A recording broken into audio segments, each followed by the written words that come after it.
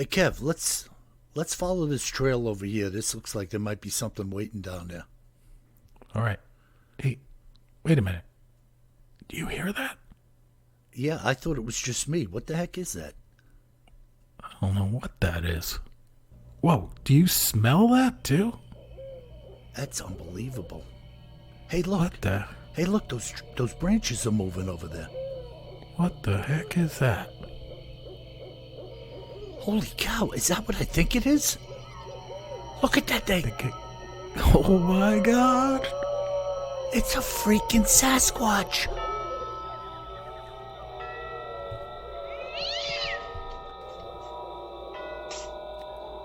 Welcome to the Bigfoot Terror in the Woods Sightings and Encounters podcast. I'm your host, W.J. Sheehan.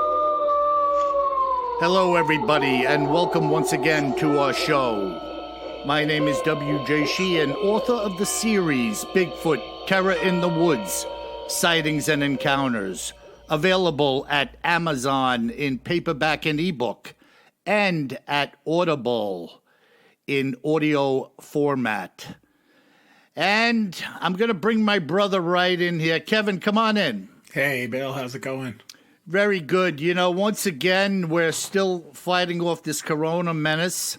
But, you know, it's good that you and I can get together with our listeners and have a little aside for an hour talking Bigfoot and all things cryptid. Oh, it sure is. It's good for my health to get away from all the news and all the worry. Yeah, it's ridiculous. But on a good note, in the hospital in which I work, many people are exiting well. Others are still coming in and being sent home to quarantine.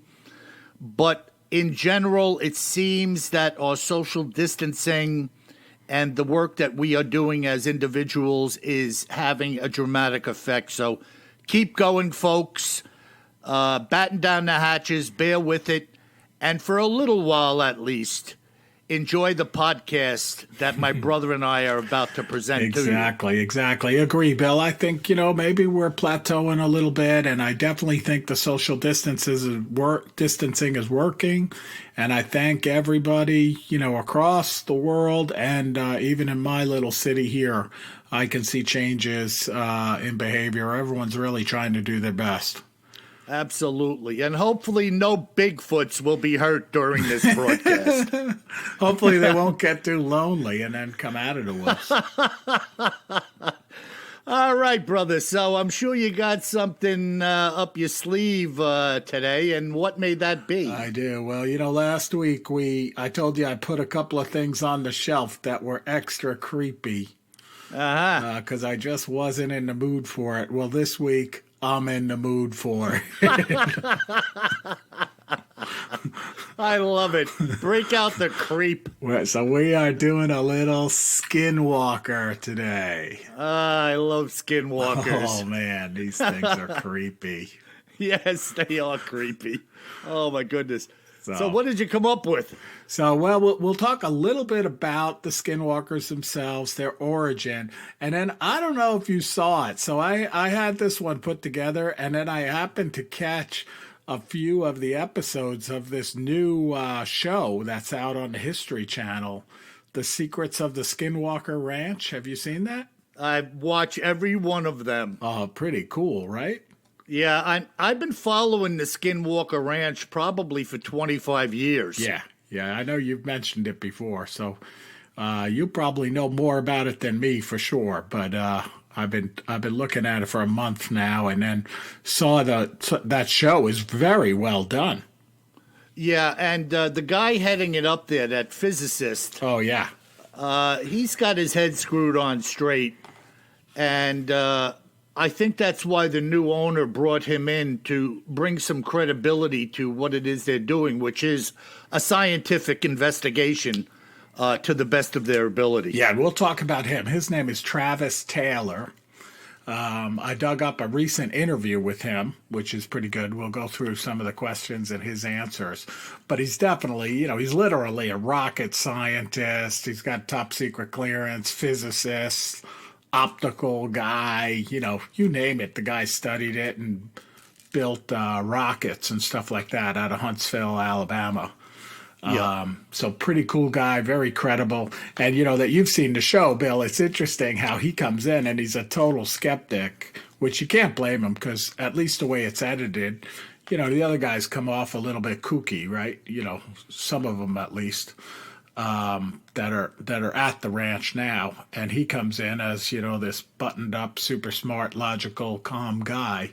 But even after the first couple of days, he's like, holy crap, what the heck is going on here? Yeah, well, he got sick when they entered into that first little cave, if you that will. little sinkhole or whatever. He got sick in it. Yeah, instantly.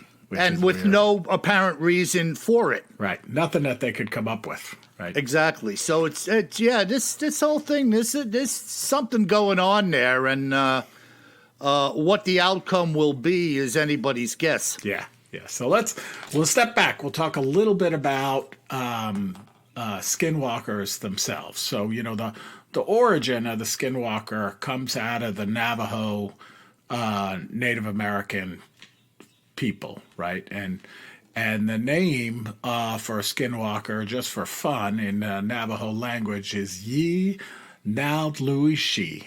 So. I'm sure people are going to tell me I mispronounced it, which is okay. But the literal translation of it apparently is it goes on all fours.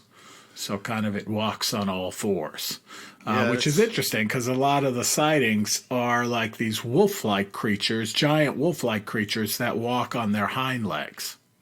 Yeah, and I was talking about, I think in our last podcast briefly, about some of the early owners of that Skinwalker Ranch. That guy had fired. He emptied a 357 into one of those things, and it didn't drop.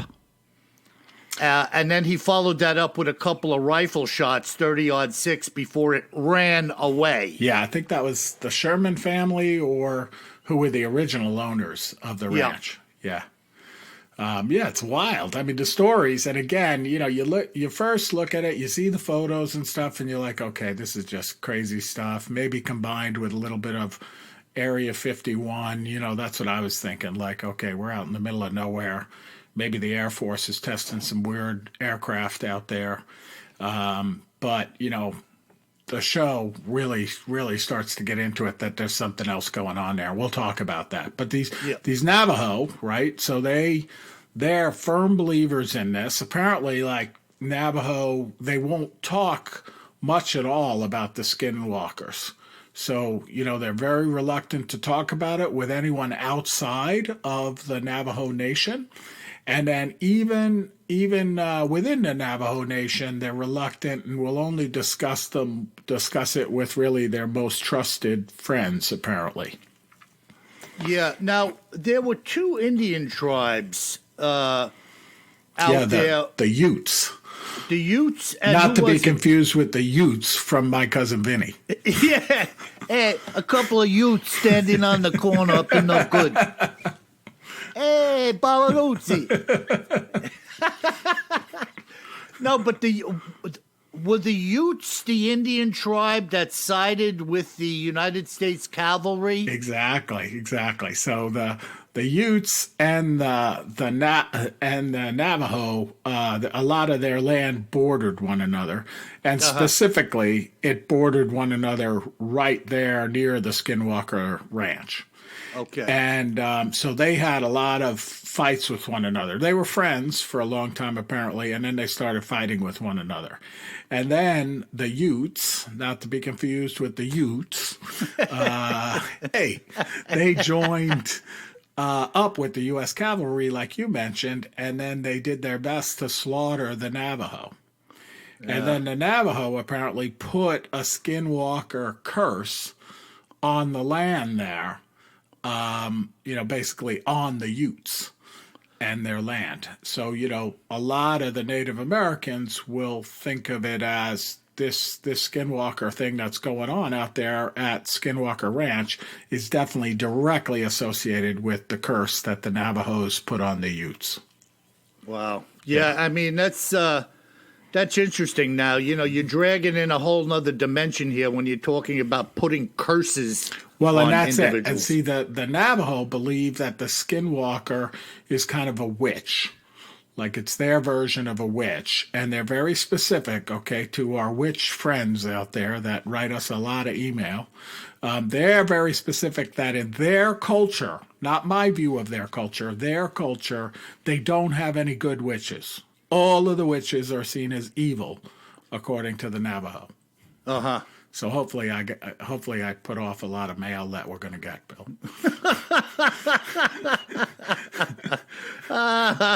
So they're very, very much evil, and they're able to basically be a shapeshifter, a little bit like our friend the Rougarou, and shapeshift into different types of animal and even into people-like creatures. Yeah, and going way back, as far as my boning up on this subject, going way back, I heard Native Americans being interviewed in which they said that children were lured by people who they thought were their grandmothers. Yes. They were physically and mentally and anything else you could state in that regard under the notion that what they were talking to was their relative. Exactly. So that in itself is bizarre. Like, hey, grandma's calling me to come over, and what are you going to do? You're going to go over. Yeah. And then some of the legend in Navajo is that the Skinwalkers they used to be people. So they're dead now. They're like these evil witch spirits. But they used to be people, and that they can actually kind of steal your face so that they can mimic you, perhaps to your relatives, for example. Well, I have some people I wish somebody would steal their face because I'm sick of looking at it.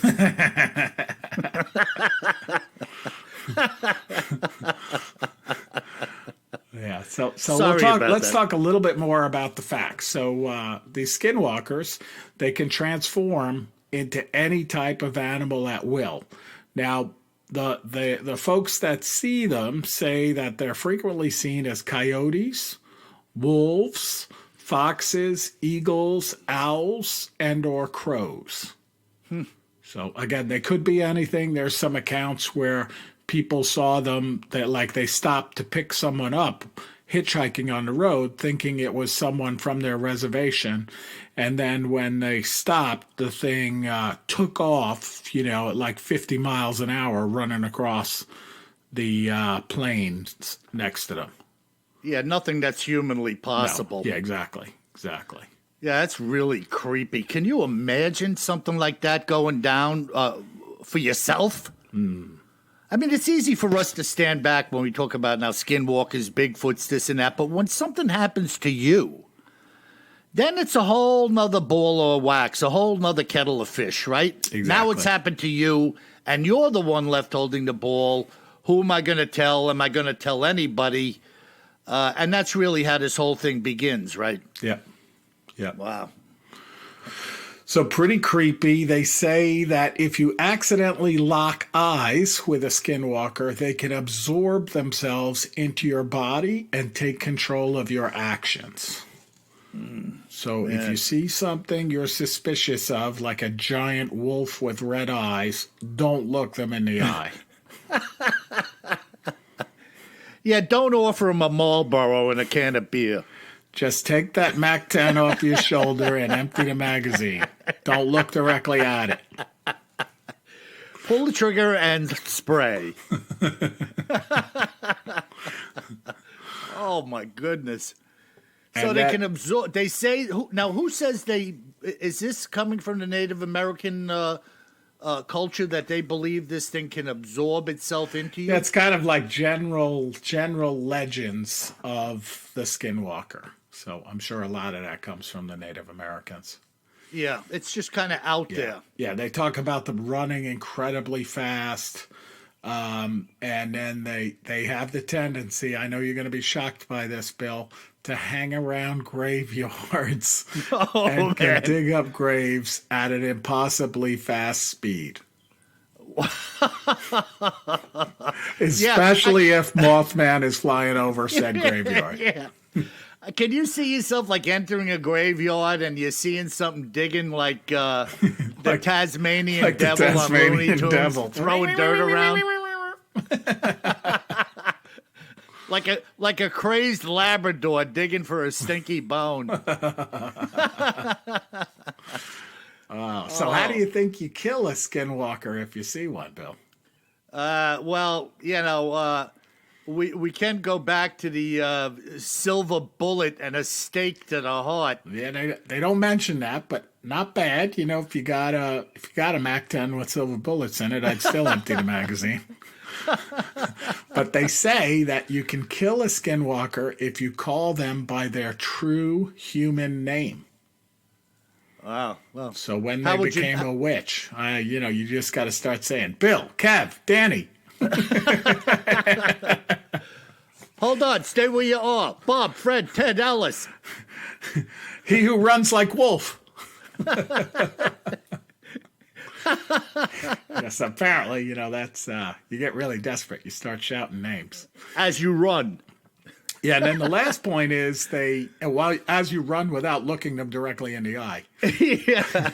The last point is that skinwalkers are most commonly encountered near Native American reservations. So that kind of makes sense. But they have been seen all over the United States. Yeah, and many odd things have been seen around this Skinwalker Ranch. And relative to that show, didn't you find it kind of odd that the new owner divulged that all of the discoveries that were made by the previous owner are pretty much confidential or like top secret? Yeah, was it Bigelow you mentioned last week that owned it? And, Right, and I apparently all wasn't the files are confidential now or top secret. Yeah, it's Yeah, kinda just crazy. kind of locked up and they're not giving out the information. Yeah, we'll talk about some of those theories, and then I guess on the next episode, that guy, the scientist here, he's gonna take us through what he thinks, Travis Taylor. Uh-huh. Of course, they'll probably hang us on for another episode or two. Well, yeah, I mean, this is something that has to develop. I mean, obviously they're doing a lot of different things there and in the hope of getting answers, which No, may man, not it's pretty cool. It's well done. It's Yeah. well done. So far, I think it's well done. Uh-huh. So, all right. So we're going to talk about a couple of these accounts that I came across on the internet of different folks that ran into the skinwalkers. Okay. Wow. Okay. So first one is kind of short. And this person writes, my uncle is Mexican and Native American. This happened in the Mojave Desert in Southern California. He was driving around with his girlfriend late at night, and they saw something that looked like a huge black dog on the side of the road. He slowed down, and the dog began crossing the road. But instead of walking at all like a normal dog, this thing moved like a toy rocking horse. So very strange, right? Yeah, kind of hobbling back and forth. Yeah, like, kind of rocking across the road, like completely artificially. And he said it stopped in the middle of the road and stared right at them, and its eyes glowed red. Well, here we go with the red You eyeballs got again. that right. And he said, this guy writes, my uncle is the most badass person I know, and it scared the crap out of him. Wow. Yeah. Yeah, I can believe it. It would scare the crap out of me, too. You got that right. Right. Holy smoke. So here's another good one. So this person writes, so this happened about 12 years ago. My family owns a farm in the heart of an Indian reservation. One winter, I was home for Christmas, taking care of the farm while my parents were away Christmas shopping. As I was home by myself, way late in the night, and I hear all of our cows freaking out. I knew it had to be one of the wild dogs that are rampant in the area. So I throw on some boots, grab a shotgun, load it up, and head out to the field. This was a perfect scenario for a horror movie. It was cloudy, but there was a full moon. and it was breaking through the clouds just right to light up all of the snow. I ran out in the middle of the field, and just in time, I see two dogs. They're standing up, facing each other and fighting. I think, perfect, 2 for 1. You like this guy. So I pump a shell into the chamber of Mr. 12 gauge, and then it happened. Yeah, get this. He says, then it happened. The two dogs heard the rack. They both stopped, looked over at me, and ran away on their back legs. Wow. Yeah. That is really odd. Huh? Dogs running on their back legs, you know? Yeah. Yeah. Totally weird, right?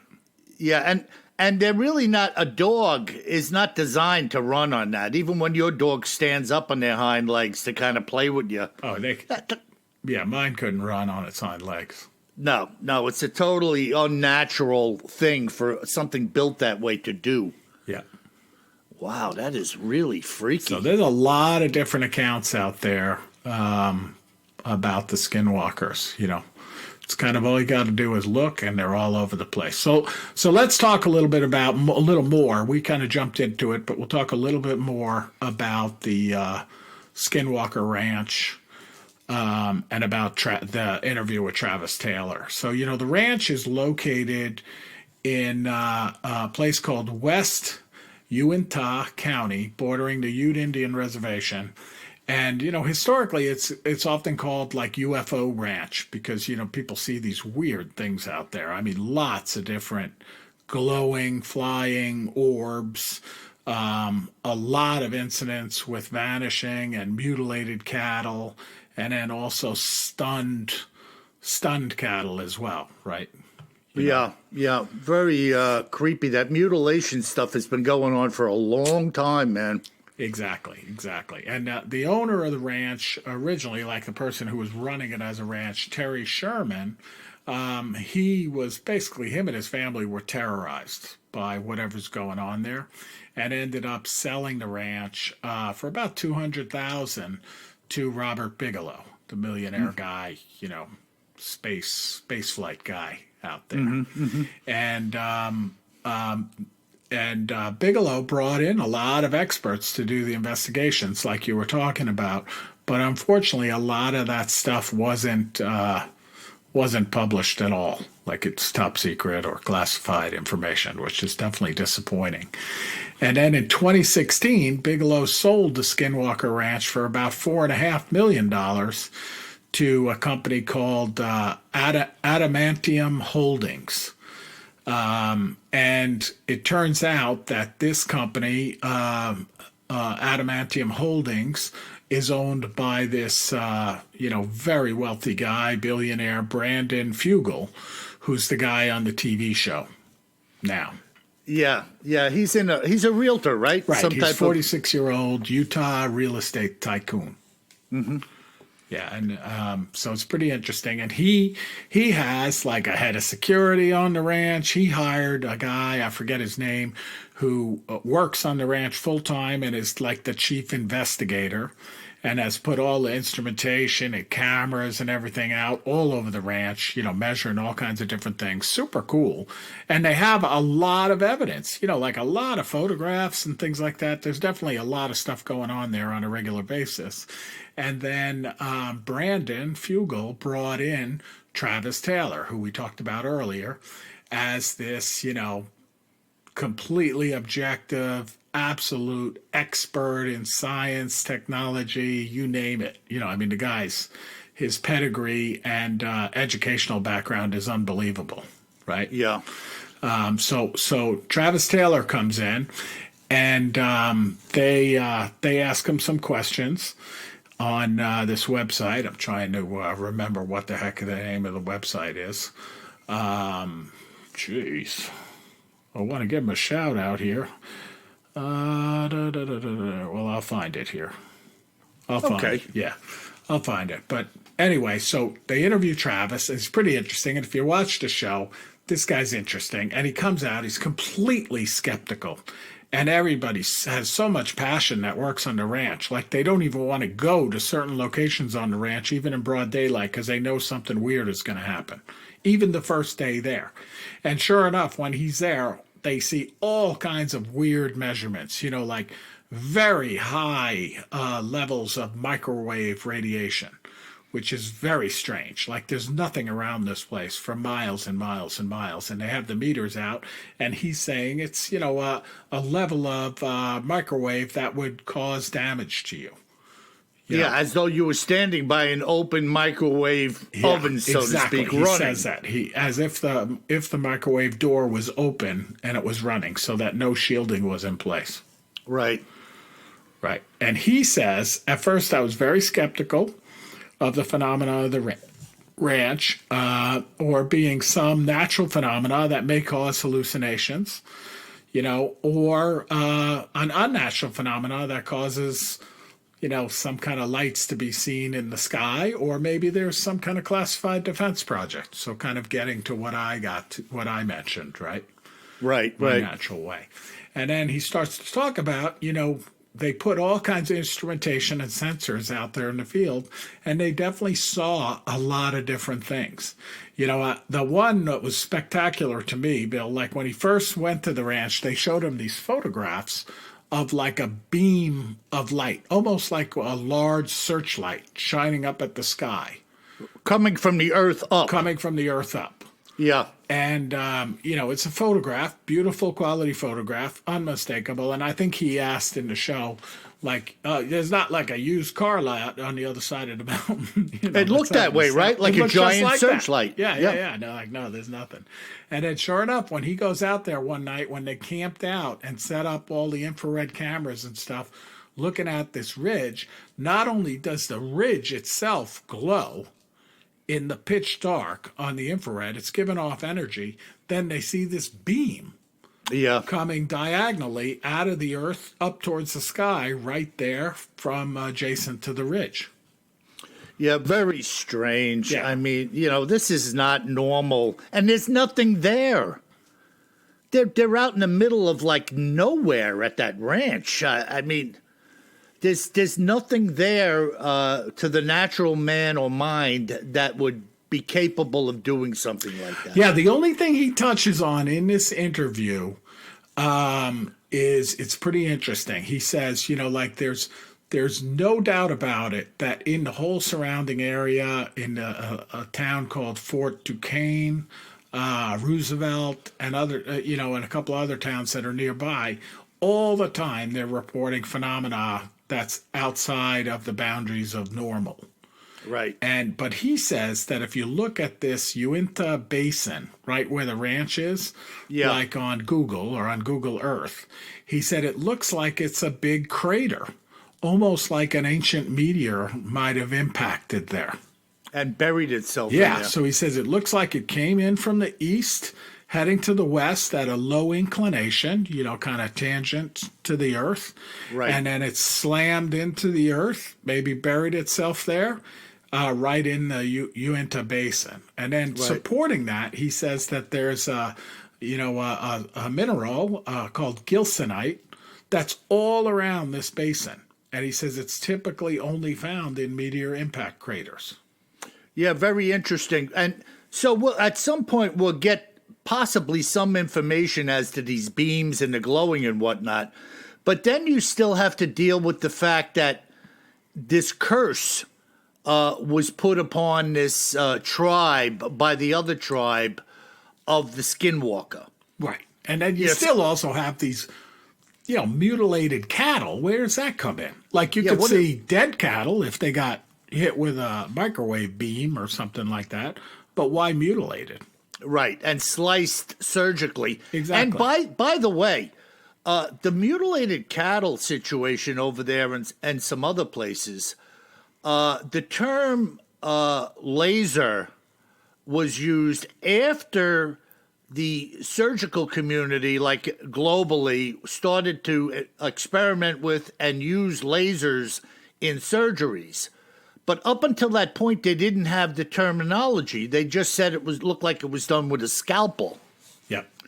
But now people are using the term laser because these wounds seem to be cauterized. And then there's typically no blood.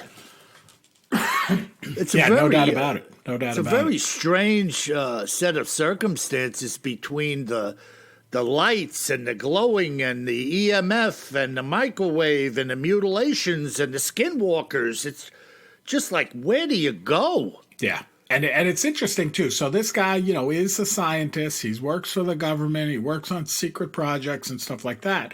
And like he openly says, by the way, a lot of folks reach this conclusion that this odd, strange thing is, it's probably a classified government program.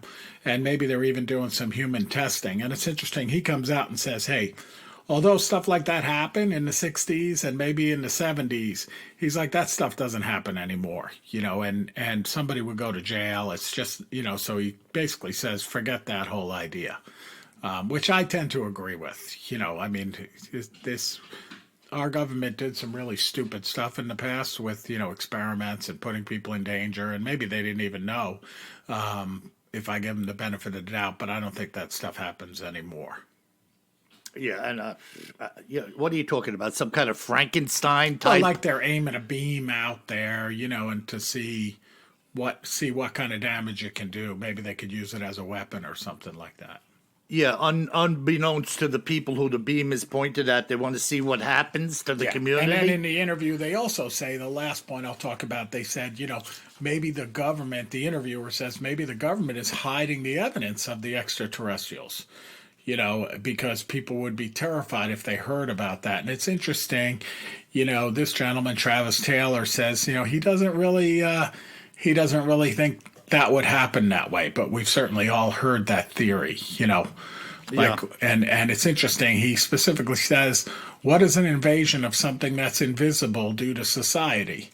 And he said, well, maybe it all makes us go hide in our houses and afraid to touch anybody. And then he says, that's exactly what's happening right now, as an alien invasion, but it's with COVID-19. Yeah. And then he does point out, by the way, the guy's got a good sense of humor. He says, but I'm not saying that the virus is from outer space. Oh, my goodness. Yeah. Well, yeah, so another topic we're hitting on, and who knows where it may lead in the future, Absolutely. But there's definitely some strange goings on globally with a variety of different things for which currently there is no factual evidence or interpretation, No. And by the way, this interview, it's on a website called wearethemighty.com. And it's got some great pictures on there, too. I'll put some of the pictures. I'll put the article, too, up on our website so you can find it. It's a nice interview with this guy, Travis Taylor, who seems like a brilliant guy and also probably somebody you'd like to have a beer with sometime if you got the opportunity. Yeah, very interesting cat to listen to, and I certainly would like to belly up with him and have a good conversation. Exactly. Wow, that's crazy. Well, good job with that, Kev. We'll see where it takes us down the road. Yeah, I think we'll talk about it some more, especially based on what they uncover here. Yeah, that would be, since we're both kind of going along with that, maybe we could kind of bring some highlights to the table as this show unveils. Definitely. Whatever they find, because it's certainly right in my wheelhouse with the strange and bizarre, Oh, no doubt about it. Wow. Okay, so let's change gears here and dig into a little Bigfoot action. Now, this account was told to me by a fellow named Paul Cataldi, a guy who's now living in New Jersey, but spent his youth in Western Tennessee. So I invite you to listen as I tell Paul's story as to just what happened to him, his uncle, and his father in the fall of 1968. My dad and uncle used to regularly hunt deer in the western hills of Tennessee during the fall. At the time of this occurrence, of which I am about to speak, I was only 10 years old and not quite ready to handle a long rifle in the woods. Nevertheless, my dad and uncle took me along for this particular hunt. My dad and his brother always hunted together, and my dad was the older of the two by 6 years. On this particular day, I remember that it was quite chilly, and we were set up by the edge of an old farm field. Looking back, I think my dad and uncle had an agreement of some kind with the owner to be there. We had gotten into the area just before sunup, and by 7 o'clock the shot rang out, and my uncle had scored a 6-pointer. When I tell people the things that we used to eat on a regular basis, living now in New Jersey, they generally cringe at the very thought of it. But back then, we ate deer, possum, raccoon, rabbit, and damn near anything that you could take down with a gun. I remember my uncle saying that the deer had to go all of 200 pounds, and it sure was a nice animal. To get it out of the woods, they had to make what is little known today as a carry pole. Uncle Joe carried a small hatchet in a belt sheath, and he would cut down a small sapling and trim it up. This would become the carrying pole that they would sling the deer to. While Uncle Joe was trimming up the tree, my dad had flipped the deer on its side and had begun to tie the 4 legs together and apply a rope to the antlers. When Uncle Joe was done, he laid the pole next to the deer's feet and head, and my dad helped to rope the deer to this pole. With that, they crouched down in the front and rear of the deer and hoisted him up on their shoulders to carry him out of the woods, the deer now being suspended between them on this pole. We had a long walk in, and now we were going to have a longer walk back out carrying the deer, but you never heard a word from my dad or uncle about it being difficult. As a funny side note, the vehicle that we came into the woods in was named the crap wagon. I'll let you guys read the correct terminology into what this wagon was called, but I'm calling it the crap wagon. I always thought it was funny when my Uncle Joe said crap because my dad never cursed. It was an old country squire station wagon that was given to him. He had cut the roof out of the back up to the front bench seat and had made a partition wall sealing off the front from the now open back. This was what I would call a poor man's pickup truck that he used to shovel manure into, amongst other things, for his garden. Hence the name the crap wagon. We were about halfway back to this wagon when my dad said that he wanted to put the deer down and check out another spot for a minute with my uncle and myself. By the way, I should mention that there was absolutely nobody around here. We had driven in on a dirt road full of bumps and ditches and had walked hundreds of yards through a trail to get where we were hunting. If you broke down in there, it was going to be a long day. My dad and uncle laid the deer down gently, and we proceeded to walk off into the woods to inspect this area that my dad was talking about. We were gone for about 15 minutes, having inspected what was a nice little meadow back in the trees, and had turned around to head back out of the woods. When we made it back out to the path, all of us were looking around like we had done something wrong. Even I was dead sure that we had come back out exactly the way we had gone in, and yet there was no deer. I remember my uncle saying, "Am I out of my mind? Where's the damn buck?" It took all of about 20 seconds for my dad to look down and see some drag marks, which took his eyes directly to what was the pole tree laying just up the path with the ropes beside it. As we walked over to it, my uncle reached down and picked up the ropes and said, "These damn things were snapped." My dad grabbed one and agreed. You're right. These weren't cut. They were broken off. My uncle cursed angrily. Son of a bitch! All they had to do was untie the damn knot if you didn't want the pole. It was then that my dad said, hey, check this out. Look at these damn footprints. As we looked down, there were a number of very large human-like footprints in some of the softer soil on the trail. It was then that my uncle said, son of a bitch, we've been ripped off by a booger. Now, I had no idea what he was talking about or what a booger was at that time. But my dad was shaking his head in agreement. My dad started saying, some son of a bitch booger followed us out and ripped off our damn deer. If that don't take the damn cake, I don't know what does. Son of a bitch, I'm fighting mad. He was crazy mad, and his face showed it, while my dad just stood there rather calmly. Well, my dad said, there's no sense in hanging around here and crying all day. Let's get the heck out of here. Excuse me for a second. And so where did we go from here? Just as we were leaving, my uncle handed me a piece of the rope and said, you keep this, son, as a booger souvenir. With that, he shoved the other piece in his jacket pocket.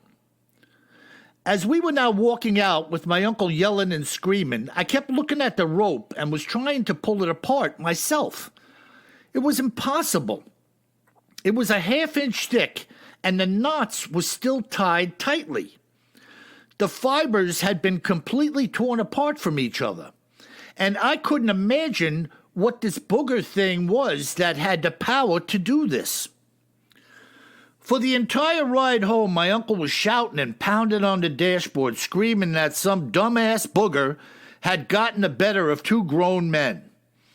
When we got home, my mother and aunt were waiting for our arrival. And before my uncle even stopped the car, he was shouting out the window how the booger stole the deer. My mother pulled me aside and brought me in the house to wash up and have something to drink. 5 minutes later, everyone was at the table with my aunt and mother making some bacon and eggs. It was then, while we were eating breakfast, that I finally spoke up and asked if somebody could tell me what a booger is. Well, my uncle said that it was a big, hairy-ass critter that lived in the woods and howls like a wolf. And as soon as he said that, my aunt shushed him, saying, don't tell him that. He'll be afraid to go outside. But my dad broke in saying that the boy is old enough to know now, especially after what happened today. The truth is always best in all circumstances. Well, my dad went on to talk about this creature called the hairy man of the woods, which some people call a booger or a wild man. He said that they were known around these parts for as long as there have been people. They steal critters, food, and kill livestock. He even said that some say they have taken people. The picture I had sent you via email was the piece of rope that my uncle handed me in the woods that day. Until my dying day, I will never forget that day in the Tennessee woods. Pretty bizarre, huh, Kevin? Whoa. Boogers are back. Boogers in the backwoods. Yeah.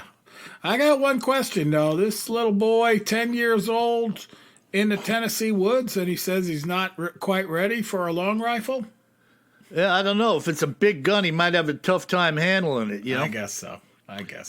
You know, I don't remember quite being 10, but, you know, when you grab a 30-aught 6, it's a formidable piece, you know what I mean? I'm just still thinking of, wasn't it Davy Crockett who, beat up the 10-foot bear with a Bowie knife when he was 3 years old?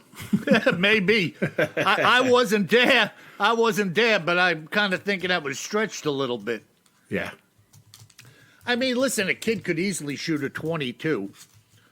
But, a larger bore rifle, big gun like that, probably be heavy to wield. Yeah. At any rate, he's in hunting with uncle and dad, and they both have rifles. See, the last thing you need is another piece walking through the woods, I'm just kidding. Yeah, no, I know. It's cool. But this is his recollection of what happened, And really, all they had to show for it was the snapped rope, the deer gone, and the footprints in the soft soil. Yeah, big footprints. And their experience with boogers in that part of the world, right? So they know what it is. Yeah, well, obviously, after things unfolded back at the house, Sure. a little bit of the facts come out about, these things have been talked about around here for a long time. And interesting, though, that something would be stalking you, looking to potentially take your catch. It's kind of freaky, and I've heard this before. And I told you, I think, Kev, at the time I was fly fishing, and I had laid a nice rainbow down on the edge of this creek, and I heard some rustling. Now there was a lot of critters around this Connecticut River, and I heard some rustling in the bushes. And believe me when I tell you, in certain beats on this river, you can't see 2 feet beyond the bank. That's how dense the foliage is there in the grass and everything. So I hear some rustling, and I'm standing in my waders and I'm flipping the fly, and all of a sudden I see a raccoon pop its head out. And I stood there, it looked at me, it looked left and right, and then ducked back in. Well, maybe, I don't remember, it's so long ago, let's just say 5-10 minutes later, I hear some rustling again. And what happens? This little bugger poked its head out right where the rainbow was, snatched it, and ducked back into the grass. So, when I see things like that and I hear a story about this Bigfoot following these people, I don't doubt for 1 minute that things may realize what's going on around them and have learned how to take advantage of things like stealing what somebody else has taken down. Right. Yeah. No, we've seen a lot of accounts like that, Bill. Yeah. Taking fish up in Alaska, I mean, most commonly it's fish. We had, a week or two ago, the Bigfoot taking marten out of the traps, right? That's right. That kind of slipped my mind. That was another example. Absolutely. And look, why not? You find something dead, you're hungry, easy. Just figure out how to get it out or rip it out or bite a hunk out of it and leave the rest there, Yeah. Very bizarre, but I like that also that it's dated 1968. Yeah, it's good vintage. Yeah, vintage stuff and really poor people stuff, I don't mean to sound demeaning, but, this guy... a little ingenious that the kid remembers him making a pickup truck out of a Ford wagon. And carrying manure in it. No wonder why it got the name, by the way. Jeez. Yeah. They're not the most creative bunch. But look, you make do with what you have. I'm not being critical of that. I'm saying the name. Yeah, of course it's. Yeah. The crap wagon, because he hauled mainly manure around in it. Because it's full of crap. All right, that's a great account, Bill. Let's jump into we got some great listener mail this week. Okay, let's do it. Good stuff. All right, we are going to go up to British Columbia with Terry. And Terry says, and British Columbia, by the way, a hotbed of Bigfoot sightings. Beautiful British Columbia, as in beautiful to see the hairy man. And Terry writes, I'm really enjoying your show and look forward to each week's broadcast. I saw what I believe to be a Bigfoot walking at a great distance across a tundra type of area some 10 years ago. When you see one, it is unmistakable to the natural mind, and yet it is still hard to believe, even as you see it. I believe that. Yeah, there's no doubt about he it. Says, all the best, Terry. So cool stuff, Terry. Yeah, anybody would be wrestling in the moment, especially if you're alone. Yeah. When you sight something like that, like a Bigfoot, and you say to myself, holy smokes, look at that. And then you're left with, the isolation of knowing what you've seen. I would imagine this guy was probably a hunter. Did he say he was a hunter? He didn't say it, but could be. Yeah. Out in the middle of a lot nowhere. of people up there are experienced. Could be working up there too, Who knows? Yeah. Yeah. Maybe he was hunted for skinwalkers and ran across a Bigfoot. You gotta be crazy to be hunting skinwalkers, by the way. That is some bizarre stuff, man. I can't get that out of my head, man. No. But here's a guy, right? Sees something walking across this tundra. It's not some guy in a zoot suit. And he's like, wow, man, unmistakable. That was definitely a Bigfoot. Yep. And so what's the alternative to that? That somebody in the middle of desolation was waiting around in some giant Bigfoot suit for one person to show up, maybe? Right. To go walking away to And dupe him. not get shot, by the way. Yeah, exactly. Yeah. Yeah, wow, that's crazy. All Thanks right, for writing Terry, that. that's good. You got to tell us some more about this sighting when you get a chance. Yeah, yep. All right, and now we go to the middle of the U.S., to Dean, outside of Milwaukee, Wisconsin. And he says, I'm up north by the Canadian border, or I was up north by the Canadian border while hunting. I heard howls, just like the one you filed on your website. This thing sounded like a freight train, and we had no sense of distance regarding it. Had it been next to you, it more than likely could break your eardrums. That's how deep and loud it was. Great podcast.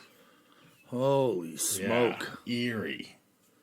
Kev, and then he's talking about that. Now I'm visualizing that clip where the people recorded that howl. Yeah, and I told you, I expected it to sound like something I never heard before, but then I would think it was a coyote, because I've heard coyotes before, and they sound like the weirdest thing you ever heard, like human-like and loud. And then I heard that thing, and I like his description, like a freight train. Yeah, I mean, just that bellowing, guttural.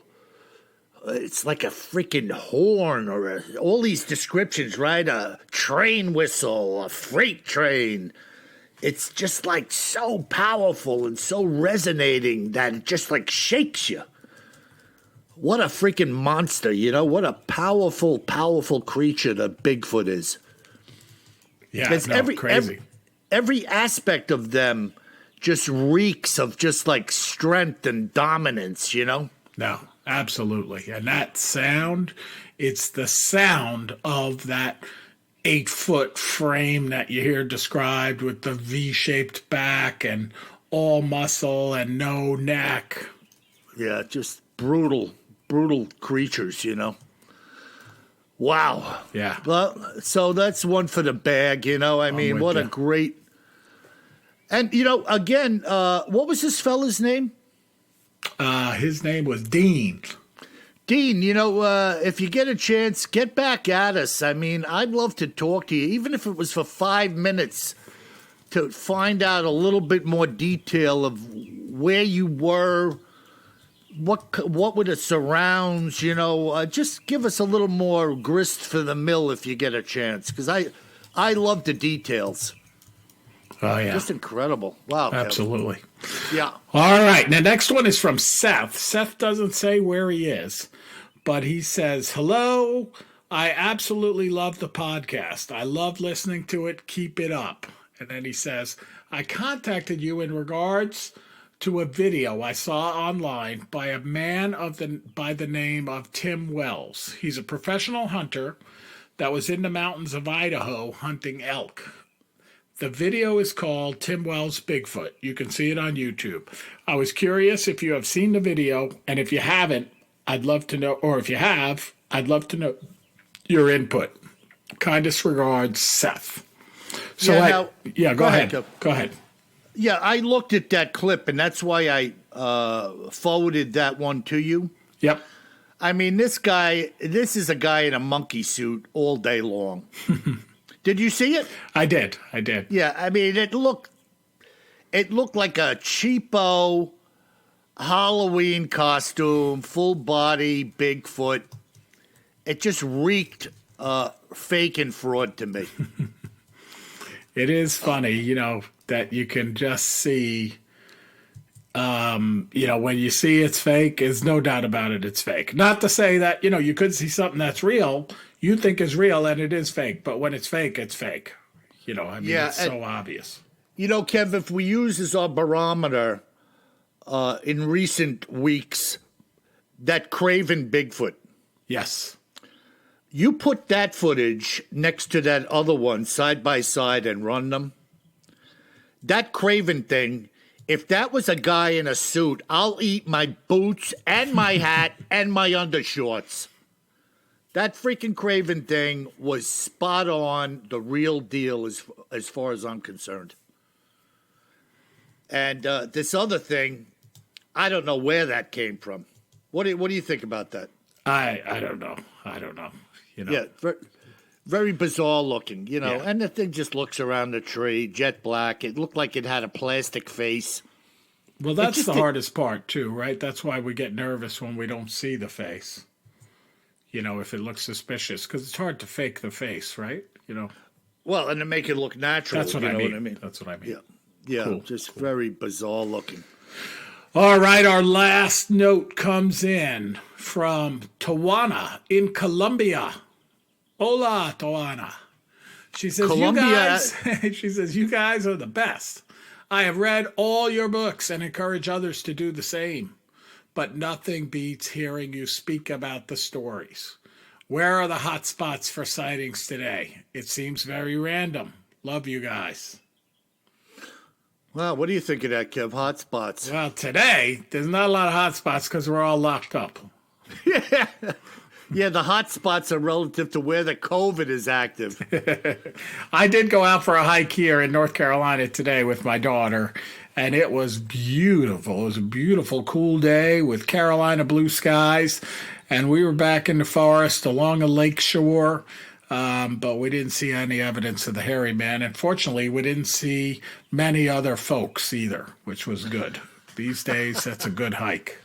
Yeah. And, as far as hot spots, I mean, we know the areas, the Pacific Northwest, there's so many areas, East Texas, Arkansas, parts of what would be like northern Louisiana, up around Michigan, Minnesota, upstate New York, Maine. I mean, there's spots all over the place. Absolutely.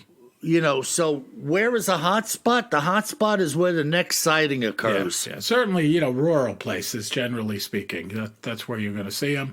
And it's very difficult, like you've said many times, Bill, to go out there, when you're never out in those regions and just go out hoping to see a Bigfoot. I mean, it's not going to happen. You work out there, you're a forest ranger, you work on oil rigs in Alaska or something like that. You got a good chance of seeing them. Yeah, because You're a you're out there. hunter, Yeah, you're out there all the time, snooping around, being quiet, and who knows what you run across. Let's put it this way: if all I did was live in the hospital, work, and come home, the odds of me seeing a Bigfoot are like slim and none. Right. It's just not going to happen. So, Agreed. And that's why a lot of people think this whole thing is one big farce. Because they live in a fishbowl and they can't see outside the bowl. All they know is their life inside the bowl. Yeah, I mean, I think it's definitely that, Bill, but then it's also, there's so many hoaxers out there, too. That doesn't help with the cause. Well, there's no doubt about that, you know. But really some excellent mail today. And that howl up on the border of Canada. Yeah. Jeez, that is just like creepy. That howl is Skinwalker creepy. Yeah, I can't imagine being there, whether you were solo or with somebody else. In particular, if it was in the darkness or if you were unarmed. Man, the thoughts that would go through your mind in that moment, would be just incredible. Yeah. Wow. Boy, that's bizarre. Well, so, Kev, why don't you tell everybody where they can get in touch with us? Yeah, definitely. BigfootTerrorInTheWoods.com. We love hearing from you. Just go in there. We also have a lot of good information on every episode. I try to put up some photos, some videos, anything that I reference, we put up on the website in the episodes section under the relevant episode. Come on over, check it out. And then, of course, we love your reviews. We've been getting great reviews from you. And I would ask all of you now, please, from your favorite podcast player, you can do it right now. Go over, give us 5 stars. And the reason why I ask you to do that is that's how we get more listeners. It's directly related to the ratings you leave, the number of ratings, and the 5-star ratings. And if we get more listeners, we're able to make better quality podcasts for all of you. So thank you very much. Be safe. Stay away from this COVID-19 mess. Yeah, folks. Wow, that's incredible. I think it was a great show, and I really enjoyed Kev, your take on the Skinwalker and a little bit of the historicity of what was going on there. And we're going to keep pounding down the doors to bring you quality podcasts. So in the meantime, stay safe. And remember, always carry more gun than you think you're going to need. Sleep tight.